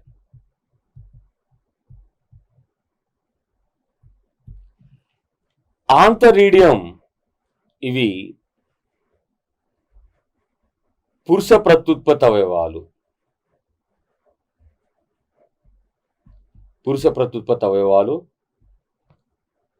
ఆర్కిగోనియం స్త్రీ ప్రత్యుత్పత్తి అవయవాలు. పురుష ప్రత్యుత్పత్తి అవయవాలు మరియు స్త్రీ ప్రత్యుత్పత్తి అవయవాలు ఉంటాయి. పురుష ప్రత్యుత్పత్తి అవయవాలను ఆంతరీడియం అని, స్త్రీ ప్రత్యుత్పత్తి అవయవాలను ఆర్కిగోనియం అని పిలుస్తారు. ఏ మొక్కల్లో అయితే పరాగరేణువులు చలనం కలిగి చలనం లేని అండాల వద్దకు చేరి సంయోగం చెందుతాయో వాటిని జాయిడోగమి, ఆ విధానాన్ని జాయిడోగమి అని పిలుస్తారు.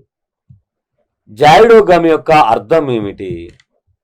చలనం కలిగిన పరాగరేణువులు చలనము లేని అండాల వద్దకు చేరి సంయోగం చెందే విధానం జాయిడోగమి.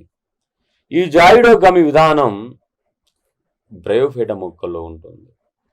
ఈ బ్రయోఫైటా మొక్కలకు ఎగ్జాంపుల్ మాస్ మొక్కలు, ఫ్యూనేరియా,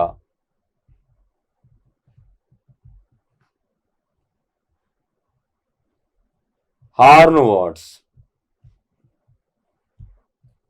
కొమ్ములాగా ఉండే మొక్కలు, ఆంతోసిరాస్,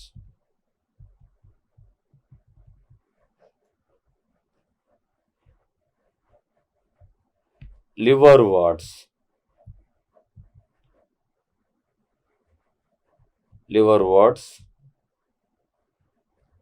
మార్కాన్సియా,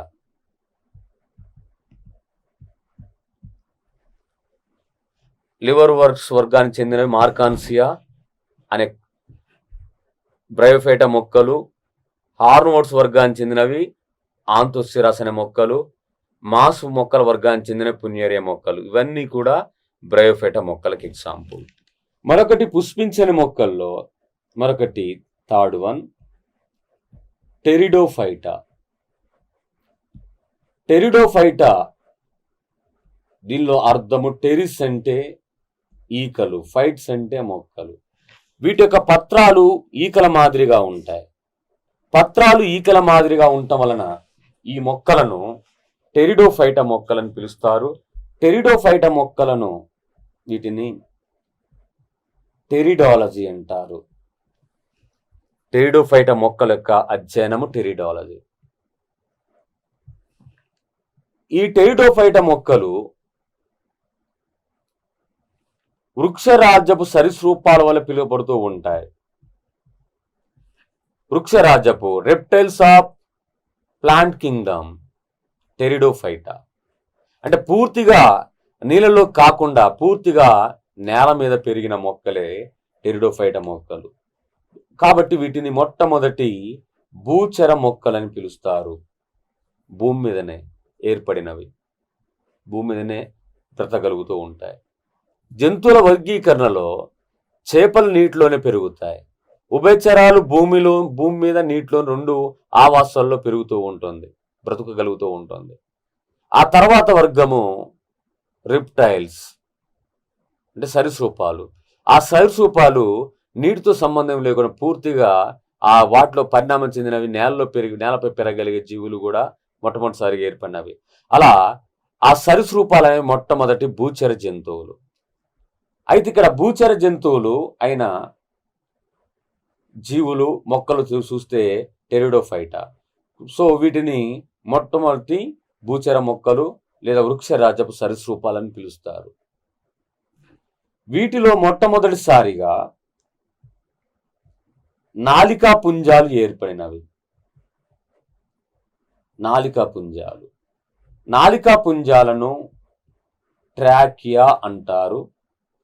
ఈ నాలికా పుంజాలనేవి దారు మరియు పోషక కణజాలము.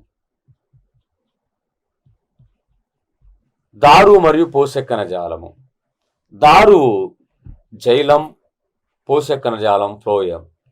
ఈ దారు నీటి రవాణా కొరకు ఉపయోగపడుతుంది. పోషక కణజాలము పోషక పదార్థాల రవాణా కొరకు, అంటే నీరు పోషక పదార్థాల రవాణా చేయట కొరకు ఆ మొక్కల్లో ప్రసరణ కణజాలం అనేది ఏర్పడింది. అలా ప్రసరణ కణజాలాన్ని నాలికా పుంజాలు లేదా ట్రాకియా అంటారు. ఇలా ట్రాకియా లేదా నాలికా పుంజాలు ఏర్పడటం వలన ఈ మొక్కలను ట్రాకియోఫైట్ మొక్కలు అంటారు. ట్రాకియోఫైట్ మొక్కలుగా పిలువబడే మొట్టమొదటి ట్రాకియోఫైట్ మొక్కలుగా పిలువబడేది టెరిడోఫైటా మొక్కలు. మొట్టమొదటి ఎంబ్రియోఫైట్ మొక్కలుగా పిలువబడేది బ్రయోఫైటా మొక్కలు. ఈ టెరిడోఫైటా మొక్కల్లో మొట్టమొదటిసారిగా దారువు మరియు పోషక కణజాలం అనే ఆ ప్రసరణ కొరకు ఉపయోగపడే కణజాలాలైన నాలికా పుంజాలు ఏర్పడటం వలన వీటిని మొట్టమొదటి ట్రాకియోఫైట్ మొక్కలను కూడా పిలుస్తున్నారు. ఈ టెరిడోఫైటా మొక్కలకు ఎగ్జాంపుల్ చూస్తే వాటిలో ఫెర్ను మొక్కలు. ఈ ఫెర్ను మొక్కలను అలంకరణల కొరకు, ఉద్యానవనాల్లో అలంకరణ కొరకు పెంచుతారు. ఈ ఫెర్ను మొక్కల యొక్క పత్రాలన్నీ రెండు వైపులా ఒకే రకంగా ఉండటం వలన, చిన్న పరిమాణంలో రెండు వైపులా ఒకే రకంగా ఉండటం వలన ఈ ఫెర్ను మొక్కల పత్రాలను ఫ్రాన్స్ అనే పేరుతో పిలవటం జరుగుతూ ఉంటుంది. ఫ్రాన్స్ అనే మొక్కలు ఈ యొక్క ఫెర్ను మొక్కల యొక్క పత్రాల సమూహాన్ని ఫ్రాన్స్ అంటారు. ఈ ఫ్రాన్స్ లేదా ఫెర్ను పత్రాల మీద దాని యొక్క అంటే పత్రాల కింది భాగంలో నల్లటి మచ్చలు ఉంటాయి. వాటిని సోర్గై అనే పేరుతో పిలుస్తారు. ఈ నల్లటి మచ్చలే సోర్గైలు అనేవి సూక్ష్మ సిద్ధ బీజాశయాలుగా పనిచేస్తాయి. సూక్ష్మ సిద్ధ బీజాశయాలుగా పనిచేసేవి సోర్గైలు. ఇవి పత్రాల యొక్క అడుగు భాగంలో ఉంటాయి. పత్రాల యొక్క అడుగు భాగంలో నల్లటి రంగును కలిగి ఉన్న ఇవి సూక్ష్మ సిద్ధ బీజాలను ఉత్పత్తి చేసే ఆశయాలకు ఉపయోగపడతాయి. అంటే ఆంజియోస్పోర్స్ అనేవి, ఆంజియోస్పర్మ్ అనేది ఆ యొక్క ఆంజియోస్పోర్ను సూక్ష్మ సిద్ధ బీజాలను ఉత్పత్తి చేసే ఒక గది ఉంటుంది. దాన్నే సోరైలు లేదా సూక్ష్మ సిద్ధ బీజాశయాలను పిలుస్తారు. ఇదే టెరిడోఫైటా మొక్కలకు మరొక ఎగ్జాంపుల్ చూసినట్లయితే వీటిలో అజోలా మొక్కలు ఉంటాయి, ఈక్విజిటా మొక్కలు ఉంటాయి.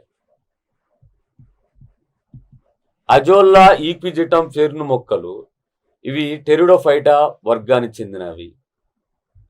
మాస్ మొక్కలు హార్న్ వర్డ్స్, లివర్ వర్డ్స్ ఇది బ్రయోఫైటా వర్గానికి చెందిన మొక్కలు. నెక్స్ట్ వన్ పుష్పించే మొక్కలు. సెకండ్ వన్ పుష్పించే మొక్కలు. పుష్పించే మొక్కలు వీటిని ఫెనిరోగామ్స్ అంటారు. ఇక్కడ మనం ఫ్లో చార్ట్నే చూస్తున్నాం. ఫ్లో చార్ట్లోనే వరుసగా నేర్చుకుంటున్నాం. ఫ్లో చార్ట్లో పుష్పించని మొక్కలు, పుష్పించిన మొక్కల్లో థాలోఫైటా డిస్కస్ చేసుకున్నాం, బ్రయోఫైటా, టెరిడోఫైటా. ఇప్పుడు మనం నేర్చుకోబోయేది పుష్పించే మొక్కలు. ఈ పుష్పించే మొక్కలు ఫెనిరోగామ్స్గా పిలువబడతాయి. వీటిలో పుష్పాలు ఉంటాయి. పుష్పాలు ఉండటం వలన ప్రత్యుత్పత్తి అవయవాలు అయిన కేసరావళి, అండాశయం ఉంటుంది. కేసరావళి అండాశయం ఉండటం వలన ఆ ప్రత్యుత్పత్తి అవయవాలు సంయోగ బీజ కణాలను ఉత్పత్తి చేస్తాయి. పరాగ రేణువులు అండాలనే సంయోగ బీజ కణాలను ఉత్పత్తి చేస్తాయి. ఆ సంయోగ బీజ కణాలు సంయోగం చెందటం వలన సంయుక్త బీజం ఏర్పడుతూ ఉంటుంది. సంయుక్త బీజం లేదా జైగోట్ ఏర్పడుతుంది. ఈ జైగోట్ లేదా సంయుక్త బీజం విత్తనంగా మారుతూ ఉంటుంది. విత్తనంగా మారిన ఈ మొక్కల్లో ఆ విత్తనంపై కొన్ని మొక్కల విత్తనంపై ఎటువంటి ఫలకవచం ఉండదు.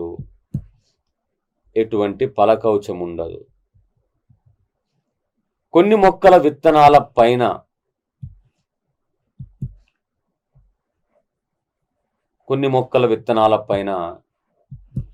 ఫలకవచం ఉంటుంది.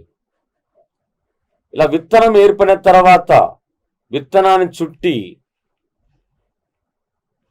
ఫలకవచము, విత్తనం చుట్టకుండా దాన్ని ఆవరించకుండా ఫలకవచం లేకుండా ఉన్న విత్తనాలు, ఫలకవచంతో ఉండే విత్తనాలు కలిగిన మొక్కలు ఉంటాయి.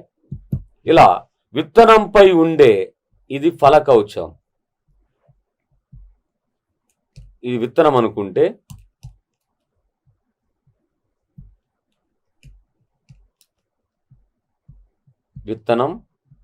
విత్తనం పైన ఫలకవచం లేని మొక్కలు, ఇలా మనం ఇంటుగా చూపెట్టుకుని లేనట్టుగా విత్తనంపై ఫలకవచం ఉండే మొక్కలు. ఇలా విత్తనంపై ఉండే ఫలకవచం ఆధారంగా విత్తనాలు, ఈ మొక్కలు 2 రకాలు.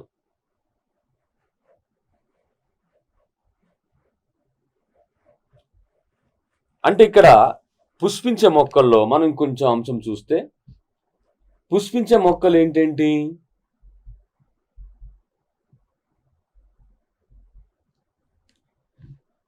వివృత బీజాలు, ఆవృత బీజాలు. వివృత బీజాలు మరియు ఆవృత బీజాలు. వాటిలో విత్తనం ఏర్పడిన తర్వాత ఆ బీజం వివృతంగా ఉంటుంది, అదే బీజం ఆవృతంగా ఉంటుంది. అంటే వివృతాన్ని ఆవృతానికి సంబంధించి ఏంటంటే ఫలకవచం. వీటిలో ముందుగా అంటే ఈ విత్తనంపై ఫలకవచం ఉండే మొక్కలకు 2 రకాల పేర్లతో పిలుస్తున్నారు. వీటిలో ఒకటి వివృత బీజాలు లేదా జిమ్నోస్పర్మ్. వివృత బీజాలు లేదా జిమ్నోస్పర్మ్ విత్తనంపై ఎటువంటి ఫలకవచం లేకపోతే, జిమ్నో అంటే నాకిడ్, అనచ్ఛాదితం. స్పర్మ్ అంటే బీజం లేదా విత్తనం. జిమ్నో అంటే వివృతం లేదా నాకిడ్, అనచ్ఛాదితం. స్పర్మ్ అంటే బీజం లేదా విత్తనం. విత్తనం మీద ఎటువంటి ఫలకవచం లేకుండా ఉంటే, అటువంటి ఫలకవచం లేని లేదా ఫలకవచం లేదా విత్తనం వివృతంగా ఉంటే ఆ విత్తనం కలిగిన మొక్కలను వివృత బీజాలు లేదా జిమ్నోస్పర్మ్ అంటారు. ఈ వివృత బీజ మొక్కలు వాటి యొక్క కాండం అనేది ఎటువంటి శాఖలు చెందకుండా ఉంటుంది. కాండము శాఖలు చెందకుండా ఉంటుంది. ఈ శాఖలు చెందకుండా ఉండే కాండాన్ని కార్డెక్స్ అంటారు. ఇది వివృత బీజ మొక్కల యొక్క ప్రత్యేకత.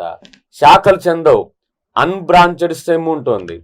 దాని యొక్క చివర మాత్రమే గుబురుగా ఉండే కొమ్మలు ఏర్పడతాయి. ఇలా చివర ఉండే గుబురుగా ఉండే శాఖలు ఏర్పడతాయి. కానీ దాని యొక్క కాండ భాగంలో ఎటువంటి కొమ్మలు ఏర్పడవు. అలా శాఖలు చెందని ఆ కాండ భాగాన్ని, కొమ్మలు లేని కాండ భాగాన్ని కార్డెక్స్ అంటారు. ఇలా ఈ మొక్కలకు ఉదాహరణ చూసినట్లయితే ఫలకవచం లేకుండా విత్తనం నగ్నంగా లేదా వివృతంగా కనబడే మొక్కలకు ఎగ్జాంపుల్ చూస్తే కొనిఫెర్ మొక్కలు. కొనిఫెర్ మొక్కల్లో విత్తనాలు ఉంటాయి, పుష్పాలు ఉంటాయి. కాబట్టి ఈ మొక్కలు విత్తనాలు కలిగి ఉంటాయి. కానీ ఈ విత్తనాల మీద ఫలకవచం ఉండదు. ఫలకవచం లేకపోవటం వలన ఈ వివృత బీజాలు. ఇలా కొనిఫెర్ మొక్కలు అనేది ఒక వివృత బీజం. ఈ కొనిఫెర్ మొక్కలన్నీ కలిసి కొనిఫెరస్ అడవులను ఏర్పరిచినవి. ఈ కొనిఫెరస్ అడవులు అనేవి -6 డిగ్రీ సెంటీగ్రేడ్ ఉష్ణోగ్రతలో కూడా కిరణజన్య సంయోగక్రియ జరుపుతూ ఉంటాయి. మరొక వివృత బీజ మొక్క సిక్వియా మొక్క లేదా రెడ్ వుడ్. సిక్వియా లేదా రెడ్ వుడ్ అనేది ఇది ప్రపంచంలోనే అతి ఎత్తైన మొక్క, అతి పెద్ద మొక్క. సిక్వియా లేదా రెడ్ వుడ్ ఇది కాలిఫోర్నియాలో ఈ రెడ్ వుడ్ మొక్కలన్నీ కలిసి ఒక ప్రదేశంలో ఎక్కువ సంఖ్యలో ఉండటం వలన ఈ రెడ్ వుడ్ మొక్కలు ఆ ప్రాంతంలో రెడ్ వుడ్ ఫారెస్ట్రీ ఏర్పడినది. సిక్వియాకు మరొక పేరు రెడ్ వుడ్. ఇది ప్రపంచంలోనే అతి పెద్ద మొక్క. వివృత బీజ మొక్కల్లో మరొక ఎగ్జాంపుల్ విల్లే సాలిక్స్. విల్లే మరియు సాలిక్స్ అనే వివృత బీజ మొక్కలను క్రికెట్ బ్యాట్ తయారీ కొరకు ఉపయోగిస్తారు. విల్లే మరియు సాలిక్స్ అనే వివృత బీజ మొక్కలను. మరొకటి దేవదారు, సిడార్. దేవదారు అనే మొక్కలను, దేవదారు వివృత బీజ మొక్కలు ఎగ్జాంపుల్, దీనికి వివృత బీజ మొక్కలకు ఎగ్జాంపుల్. ఈ దేవదారు మొక్కలను పెన్సిల్ తయారీ కొరకు, అంటే ఆ బ్లాక్ ఉన్న దాని నింపు చుట్టూ ఒక వుడ్ ఉంటుంది, అది ఆ కలప దేవదారు నుంచి తయారు చేయబడింది. దీంతో పాటు రైల్వే స్లీపర్ల తయారీ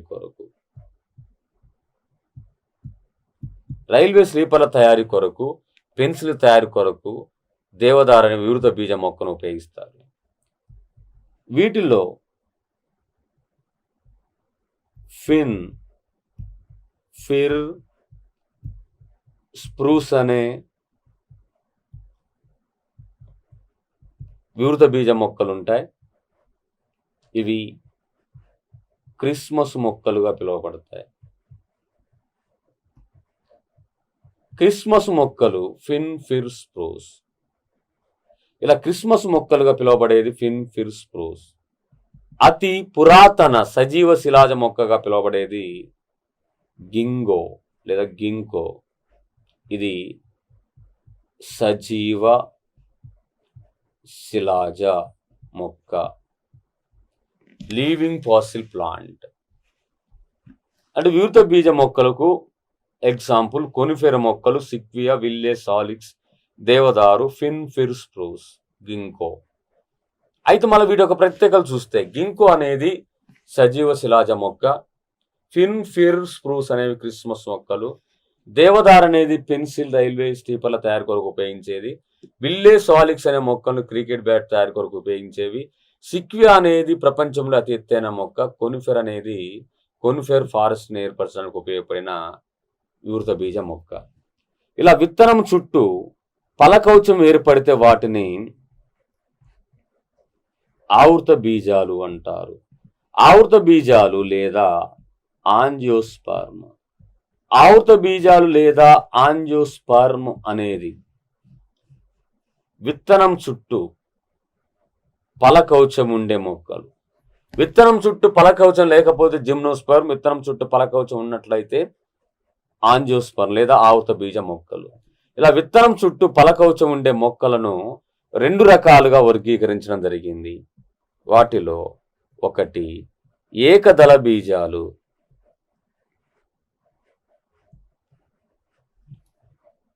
మోనోక్యాటలిడన్స్.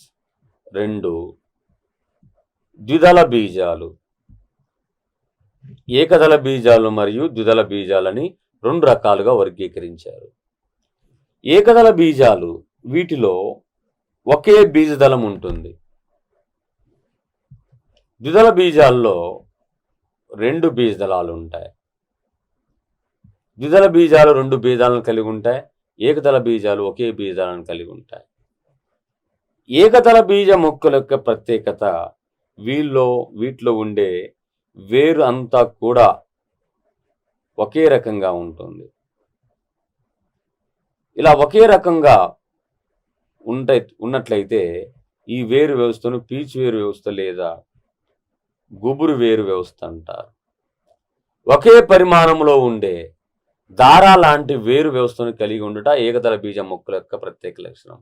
అలా అవన్నీ కూడా ఒక పీచు మాదిరిగా కనపడతాయి. ఆ పీచు మాదిరిగా గుంపుగా ఉంటాయి. దాంట్లో ఎక్కడ కూడా ఒక పెద్ద వేరు కనపడదు. అన్నీ ఒకే భాగం నుండి ఏర్పడతాయి. ఒకే నుండి మరొక వేరు అనేది ఏర్పడవు. అన్నీ ఒకే భాగం నుంచి ఏర్పడి ఒక గుంపుగా పీచు మాదిరిగా ఉంటాయి. దీన్నే గుబురుగా ఉండటం వల్ల గుబురు వేరు వ్యవస్థ అని లేదా పీచు వేరు వ్యవస్థ అని పిలుస్తారు. ద్విదళ బీజ మొక్కల యొక్క వేరు వ్యవస్థను చూస్తే ఈ మొక్కల్లో ఒక పెద్ద వేరు పెరుగుతూ ఉంటుంది. దాన్ని తల్లి వేరు. ఆ తల్లి వేరు నుండి పార్శ్వంగా చిన్న చిన్న వేర్లు ఏర్పడతాయి, అంటే పిల్ల వేర్లు. ఆ పిల్ల వేర్ల నుండి ఇంకా చిన్న చిన్న వేర్లు ఏర్పడతాయి. ఇలా తల్లి వేరు వ్యవస్థ ట్యాప్ రూట్ సిస్టమ్ అనేది ద్విదళ బీజ మొక్కల యొక్క లక్షణం. పీచు వేరు వ్యవస్థ లేదా ఫైబ్రస్ రూట్ సిస్టమ్ అనేది ఏకదళ బీజ మొక్కల యొక్క ప్రత్యేక లక్షణము. తర్వాత ఈ ఏకదళ బీజ మొక్కలలో పత్రములో ఇలా ఈనెలు సమాంతరంగా ఉంటాయి. సమాంతరంగా ఉండటం ఏకదళ బీజ మొక్కల యొక్క ప్రత్యేక లక్షణము. అంటే సమాంతర ఈనెల వ్యాపనం. సమాంతర ఈనెల వ్యాపనం అనేది ఏకదళ బీజ మొక్కల యొక్క ప్రత్యేక లక్షణం. మరొకటి ద్విదళ బీజ మొక్కల యొక్క పత్రంలో చూస్తే ఈ పత్రములో అన్నీ కూడా ఒక చిక్కైన ఈనెల వ్యాపనం ఉంటుంది. ఆ చిక్కైన ఈనెల వ్యాపనాన్ని జాలాకార ఈనెల వ్యాపనం, జాలాకార ఈనెల వ్యాపనం, రెటిక్యులేటివ్ వెనేషన్, ప్యారలల్ వెనేషన్. ఏ మొక్క అయితే పత్రము జాలాకార ఈనెల వ్యాపనాన్ని కలిగి ఉంటుందో దానిని ద్విదళ బీజ మొక్కలని పిలుస్తారు. ఏ మొక్క యొక్క పత్రములో ఈనెలన్నీ సమాంతరంగా ఉంటాయో వాటిని సమాంతర ఈనెల వ్యాపనాన్ని పిలవడం జరుగుతుంది. ఏకదళ బీజ మొక్కల పత్ర రంధ్రాలకు ఇరువైపులా ఉండే రక్షక కణాలు డంబెల్ ఆకారంలో ఉంటాయి. డంబెల్ ఆకారంలో ఉండే ఏకదళ బీజ మొక్కల పత్ర రంధ్రాలకి చివర ఉన్న ఈ రక్షక కణాలు గాడ్ సెల్స్ అనేవి ఏకదళ బీజ మొక్కల్లో మాత్రమే ఉండే ప్రత్యేక లక్షణం.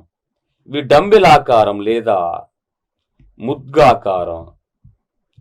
ముద్గాకారం లేదా డంబెల్ ఆకారంలో ఉంటాయి. ద్విదళ బీజ మొక్కలలో రక్షక కణాలు మూత్రపిండం ఆకారంలో ఉంటాయి. మూత్రపిండం ఆకారంలో ఉండే ఈ రక్షక కణాల యొక్క ప్రత్యేక లక్షణము ద్విదళ బీజ మొక్కల పత్ర రంధ్రాల వైపుగా కలిగి ఉండుట. ఇలా ఏకదళ బీజాలు ద్విదళ బీజాలకు 4 రకాల తేడాలు కనిపిస్తున్నాయి. ఏకదళ బీజాలు ఒకే బీజాలను కలిగి ఉంటాయి. ద్విదళ బీజాలు 2 బీజాలను కలిగి ఉంటాయి. ఏకదళ బీజాల యొక్క వేరు వ్యవస్థ పీచు వేరు వ్యవస్థను కలిగి ఉంటుంది. ఈ ద్విదళ బీజ వేరు వ్యవస్థ తల్లి వేరు వ్యవస్థను కలిగి ఉంటుంది. ఏకదళ బీజ మొక్కలలో పత్రంలో ఈనెలన్నీ సమాంతరంగా ఉండటం వలన సమాంతర ఈనెల వ్యాపనం ఉంటుంది. ద్విదళ బీజ మొక్కలు పత్రంలో మొత్తం చిక్కుగా ఉండటం వల్ల జాలాకార ఈనెల వ్యాపనం ఉంటుంది. ఏకదళ బీజ మొక్కల్లో డంబెల్ ఆకారంలో ఉంటాయి రక్షక కణాలు. ద్విదళ బీజ మొక్కల్లో మూత్రపిండం ఆకారం లేదా బీన్ షేప్లో ఉంటాయి. ఏకదళ బీజ మొక్కలకు ఎగ్జాంపుల్ చూసినట్లయితే వరి, గోధుమ, మొక్కజొన్న వంటివి. ద్విదళ బీజ మొక్కల్లో ఎగ్జాంపుల్ చిక్కుడు, బఠానీ, శనగ వంటి మొక్కలు. ఇలా ద్విదళ బీజాల మొక్కలనేవి అతి ప్రాచీనమైనవని బెంతా ముక్కర్ తెలపడం జరిగింది. అతి ప్రాచీనమైనవని బెంతా ముక్కర్. ఏకదళ బీజ మొక్కలనేవి చాలా పరిణితి చెందిన మొక్కలు. ద్విదళ బీజ మొక్కలేవి అతి ప్రాచీనమైన మొక్కలు. ఏకదళ బీజ మొక్కలు మాత్రం బాగా పరిణితి చెందిన మొక్కలు. ఇలా మొక్కల దాని యొక్క వర్గీకరణ విధానం ఫ్లో చార్ట్లో చూస్తే పుష్పించిన మొక్కలు, పుష్పించే మొక్కలు, తర్వాత పుష్పించిన మొక్కలు థాలోఫైటా, బ్రయోఫైటా, టెరిడోఫైటా. థాలోఫైట్లో సేవలాలు, శిలీంధ్రాలు. పుష్పించే మొక్కల్లో వివిధ బీజాలు, ఆవృత బీజాలు. ఆ ఆవృత బీజాలు 2 రకాలు: ఏకదళ బీజాలు మరియు ద్విదళ బీజాలు.